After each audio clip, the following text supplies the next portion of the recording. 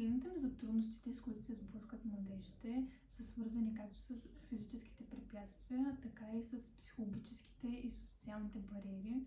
Забелязах, че някои от младежите им е по-трудно да изградят собствена самооценка, автономност и също така изпитват затруднения при изразяването си или включването си в някои социални дейности.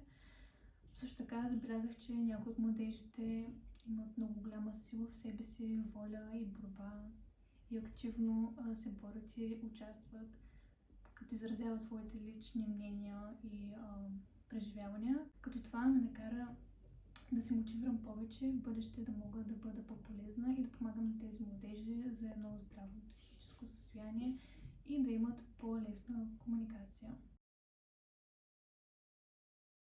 Бих искала да се включа в организирането на бъдещи занимания, групови активности или пък индивидуални консултации, които да са съобразени с техните специфични нужди.